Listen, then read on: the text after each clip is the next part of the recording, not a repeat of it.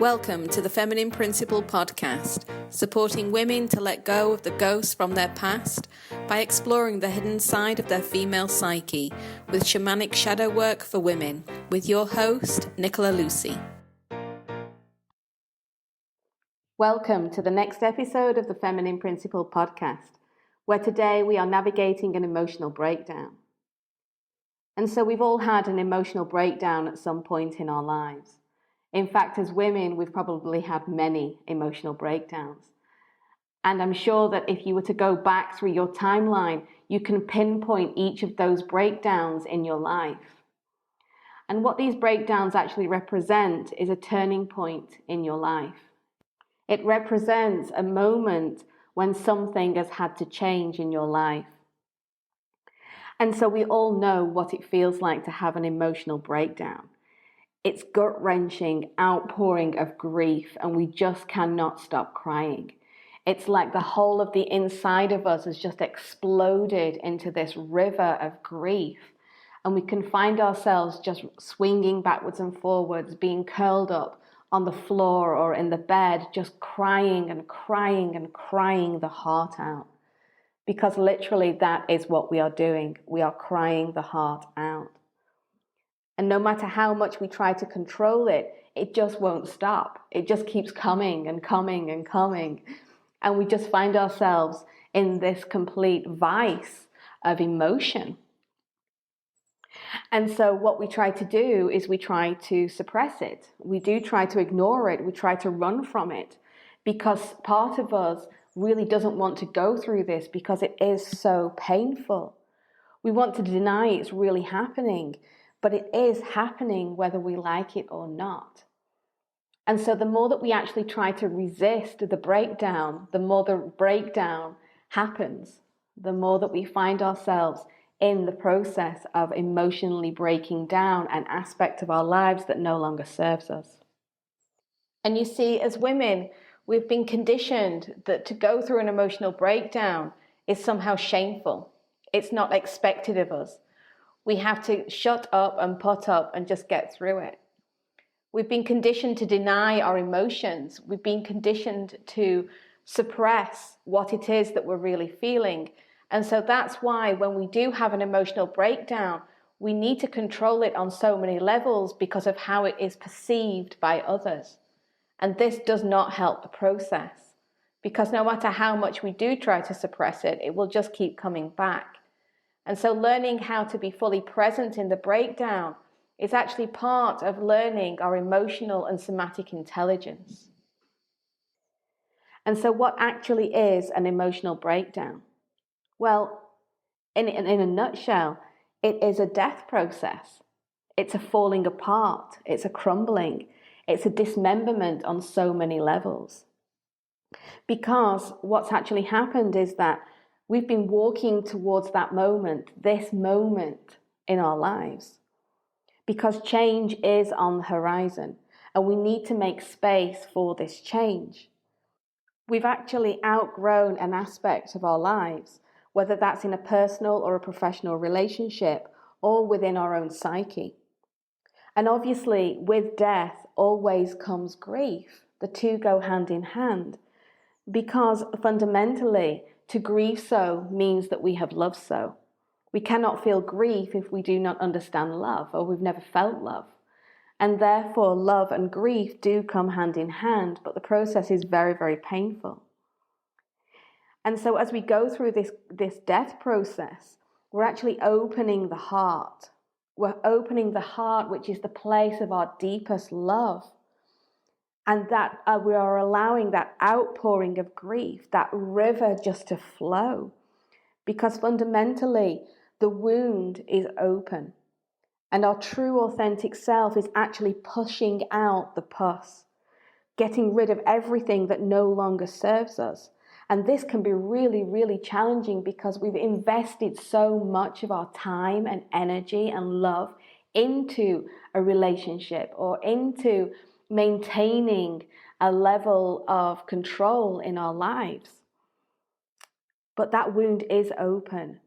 And so as the pus comes up and we're getting rid of everything that no longer serves us, This also includes all of the illusions and the delusions that we've been holding on to that have fundamentally helped us to feel safe, secure, and stable, that gave us a sense of belonging, that gave us a sense of our place and our roots in the world. And it gave us a sense of being in control when really we were just deluding ourselves by staying in the fantasy of how we thought our lives could be if we did just stay, or we did just try harder, or we did just make do. And that's where everything just collapses, because the illusion and the delusion that we've been living in is no longer supportive. It's not supporting our growth. It's not supporting the birthing and the nurturing of our potential. It's actually keeping us trapped in the limitations of our own psyche with our beliefs and our behaviors. And so we go naturally through this death process, but we don't want to go through it. We don't want to face the truth of what our lives have become. Because facing the truth and being so honest with the self is something that we can find really, really challenging. It's like that bitter pill that we really don't want to take, but we know that we have to. It's gone. It's over. And we don't often want to face that truth, that it is over. And so we hang on, desperately trying to hang on to anything that will help us maintain that safety, security, stability, that sense of the illusion. Because fundamentally, it's actually more beautiful, it's actually more comfortable to live in the illusion than it is to face the stark reality. And so I, like you, have had many breakdowns in my life. But the last emotional breakdown that I had was back at the turn of the year of 2020, 2021, December, January. And I'd been working through this pattern of insecurity. And this was probably about 4 or 5 years of really deep work. And insecurity, like I've mentioned in my other podcasts, goes hand in hand with my sense of instability, which was coming from deep wounding and trauma of my life growing up. And so this insecurity, I always felt that I was a failure, that I could never actually provide for myself. I couldn't never actually provide for myself the life that I truly wanted to live, because I had this deep insecurity that I couldn't do it, that I wasn't good enough, that I was a failure on so many levels. And so as I'd been working through this, back in December and January, I actually hit rock bottom. And that was my point of emotional breakdown. I hit rock bottom like a thud, and everything just shattered. Everything, my whole life just shattered into a million pieces. And no matter how much I tried to hang on to it, like we do, the more it just kept shattering in front of my eyes. And this outpouring of grief just kept coming up in waves. It's like a tsunami. Can't stop it. But hitting rock bottom, I recognized that I'd actually finally got to the bottom of the pattern of insecurity. It was the root of the unconscious pattern that had plagued me throughout all of my life. And so that shattering of everything, of my whole life into a million pieces, everything went. My business, my relationship with myself and with my partner. And it also happened in where and how we were living. Everything was just in pieces around me, and I was just sat in the middle of these pieces of my life thinking, oh my God, what the hell is happening? How am I going to rebuild my life after this? Because I don't know who I am anymore. And that's what it feels like when we are going through an emotional breakdown, because our identity, the one that we have nurtured and cared for and controlled and tried to create form out of, has become so intrinsic in us. But that shattering is the shattering of the self. It's the shattering of an aspect of our identity that no longer serves us. And so there I was, sat on the floor in a heap, crying and crying and crying, all of these floods of tears, seeing the shattered identity of my life, of who I am, around me on the floor. And the pain was so intense because the heart broke open. My heart was breaking open as I recognized the illusion and the delusion I'd been living in, and where in my life I was not taking responsibility. I was not taking responsibility for my own power, for my own potential. And therefore, that illusion and that delusion just created that heartbreaking moment for me. And so, as I mentioned, over the years, I've navigated many emotional breakdowns, and I've done so consciously rather than unconsciously. And so before we actually come to this work, when we do have an emotional breakdown, we're just in it and we're just going through it, but we're not fully in it because we want to disassociate. We want to suppress it, ignore it, deny that it's even happening. And so what happens is when we're working through those emotional breakdowns unconsciously, they'll just keep happening over and over and over again because we're not actually paying attention. We're not paying attention to what it is that we're breaking down.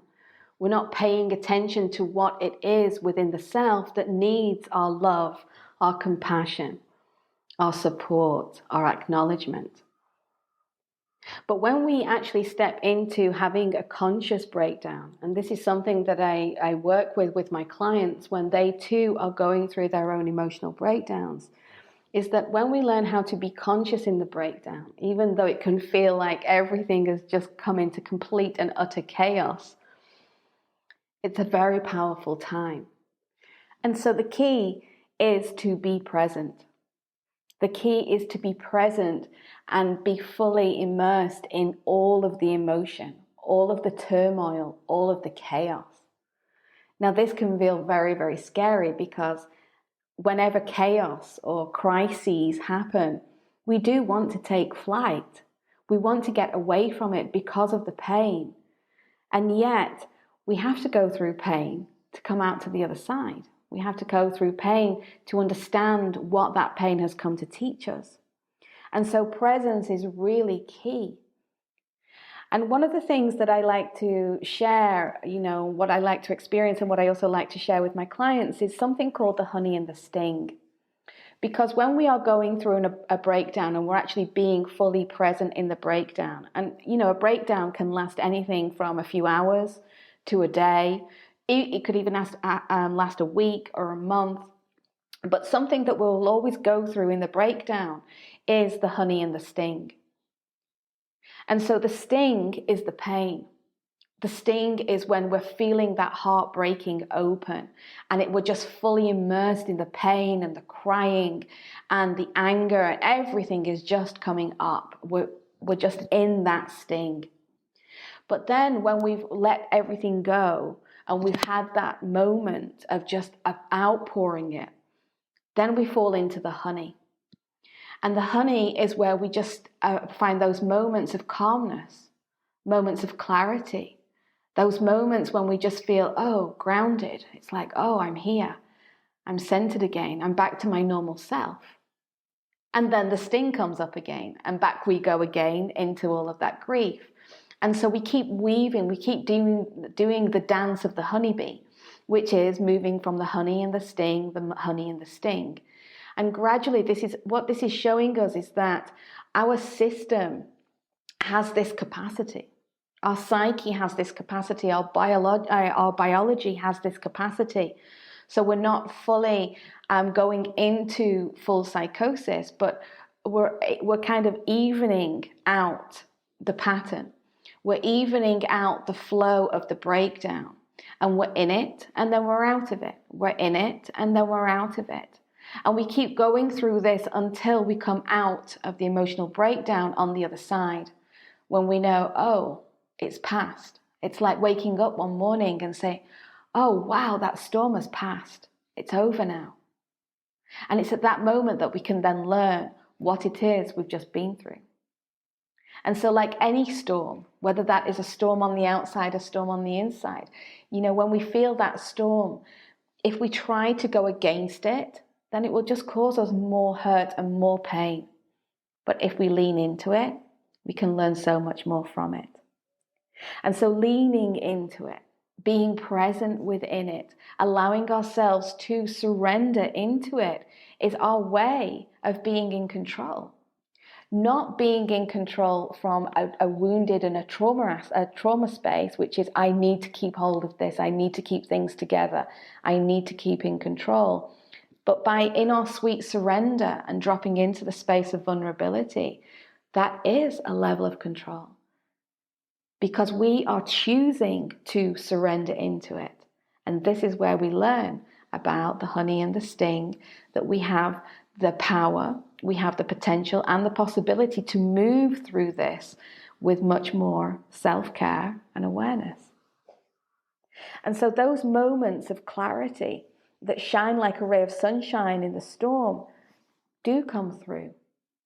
And so those moments of clarity are there. It's like our true, authentic self saying, hey, here I am. Remember me. This is why we're doing this. This is why we're taking this step. This is why we need to get rid of all of this past. We need to get rid of all of these illusions and delusions, because now we need to move forward in a different way. And so being fully present in the breakdown as we're in it, and then as we move out of it, we're actually learning a very deep lesson. Because the breakdown has fundamentally come to teach us something about ourselves, an aspect of our life that no longer serves us, that no longer has a purpose moving forward. And so this aspect could be our relationship with ourselves or with others. It could be our attachments to our wounding and our trauma. It could be our unconscious patterns, our beliefs, or our behaviors, because each one of these are now being dismembered. Our true and authentic self is asking us to allow that aspect to die within us so that we can make more space for what it is that we now need to be and do and action in the world, in our lives and in our relationships. We've outgrown an aspect of our life. And therefore, when we've outgrown something, we've reached our limitations. There's nothing beyond it. There's just more and more of the same.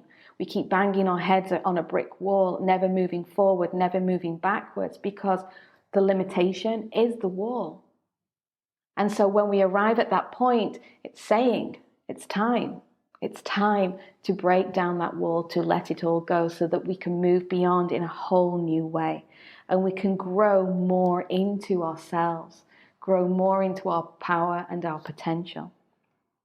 And so as we're going through this breakdown, and we're starting to be present in it, and we're starting to feel all of the emotions, the myriad of emotions that are coming to the surface, self-care is paramount, because it's challenging, it's exhausting to go through a breakdown. And so being gentle with the self, listening to the needs of the body. You know, when we're going through an emotional breakdown, we are using so much of our energy. And therefore, if we need to have a glass of wine, or, you know, we need to have a binge on some chocolate or cake or whatever it is, then giving ourselves permission to indulge, because that is what our body is calling for. It's calling for comfort. It's calling for comfort to help go through the process. And also, while we're going through this emotional breakdown, we can't really do very much else. And so this is also about honoring our needs. It's about honoring our needs and our boundaries of what we can and what we cannot do. And so taking a self-care day, taking a day off work, moving appointments around, rescheduling the children's play dates, whatever it is, we need to make space for the breakdown by accepting and acknowledging that we are going through this process. We cannot keep pushing against the tide, so let's make it easier on the self. Let's try to clear our schedules. Let's try to not do anything which requires so much action or being in and of the world. Because right now, we're being called within. We're being called to go in. We're being called to that deep feminine energy, to be in the self, not out there in the world. We may need to just binge watch something on Netflix. We may need to just curl up in front of the fire and read a book. But whatever it is, we need some distraction. We need to quieten the mind. We need to quieten the mind because we are going through a very deep and powerful process. And by quietening and distracting the mind, we're able to be fully present in the process. And so binge watching something on Netflix or reading a book or cooking or doing whatever it is that helps you to ground and just be present and to relax is fundamental, because that is a process of self-care. We are giving ourselves permission to honor our needs, that we just need to stay present, but we also need to feel held. We need to feel supported and we need to feel comfort. And if any of those things bring us comfort while we're going through this huge death process, then so be it. Because we'll come out on the other side and we won't need to do those things anymore. But it's just in the moment, remembering that an emotional breakdown is a moment. It's a moment on our timeline where we are literally breaking down on every single level on the inside what no longer serves us. That's a powerful process. And by listening to and honoring our needs, it will help us to get through it. It will help us to get through to the other side and the new life, the new aspect of us that is waiting for us. And so let me ask you, when was the last time you had an emotional breakdown? Who were you before that breakdown, and who did you become after it happened? What changed in your life and your relationships as a result of that breakdown? And what did you learn from it? What lessons came from the depth of the darkness that you experienced as you went through your own death process? Are you ready to break free from the ghosts of your past, to live with more freedom and a clear sense of purpose and inner confidence? If so, book a chat with me to explore the potent magic of one-to-one shadow walking sessions at thefeminineprinciple.com.